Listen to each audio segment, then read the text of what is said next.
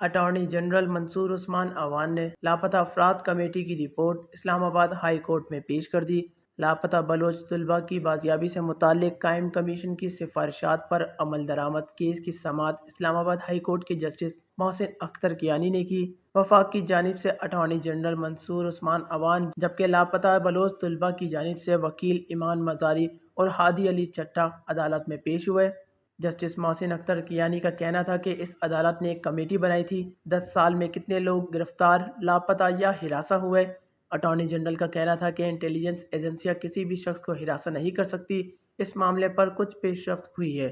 Justice Mohsin Akhtar Kayani کا کہنا تھا کہ ایجنسیوں کے کام پر کسی کو اعتراض نہیں، اعتراض ماورائے قانون کام پر ہے۔ وزیر اعظم شہباز شریف کو عدالت میں طلب کیا گیا، انہوں نے بھی یہی کہا، ہم سب نے قانونی دائرے میں رہ کر کام کرنا ہے۔ یہ ملک دہشت گردی میں 70,000 جانیں گنوا چکا ہے۔ قانونی دائرے میں جو اختیار ملتا ہے اس پر عمل درآمد کریں۔ اٹارنی جنرل کا کہنا تھا کہ سیاسی طور پر اس مسئلے کے حل نکالنے تک یہ مسئلہ حل نہیں ہوگا۔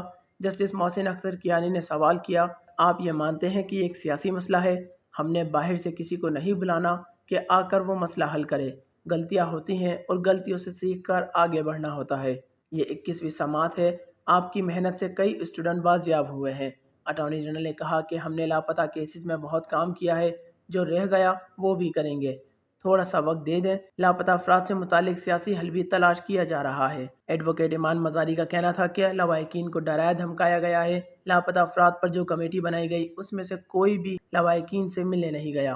کمیشن کی کوئی پروگریس نہیں، لاپتہ افراد کے لواحقین کو کوئی بھی معلومات فراہم نہیں کی جاتی، جس پر جسٹس محسن اختر کیانی کا کہنا تھا کہ آپ کے مطابق جو معلومات عدالت میں دی گئی وہ درست نہیں۔ اٹارنی جنرل کی کاوشوں سے بہت سے لاپتہ افراد اپنے گھروں کو پہنچ گئے ہیں۔ جب تک مسنگ پرسنز کے کیسز آتے رہیں گے یہ کورٹس کام کرتی رہیں گی۔ یہ کوئی ایک کیس نہیں کہ اس پر آرڈر دیں اور بات ختم ہو جائے۔ اٹارنی جنرل کا کہنا تھا کہ لاپتہ افراد کا معاملہ کابینہ کے آئندہ 2 اجلاس میں اٹھایا جائے گا۔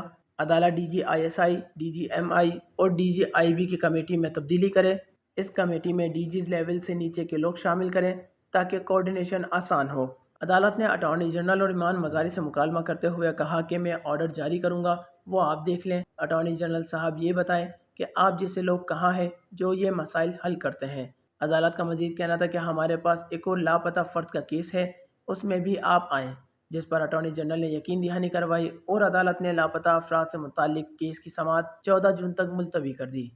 واش نیوز، اسلام آباد۔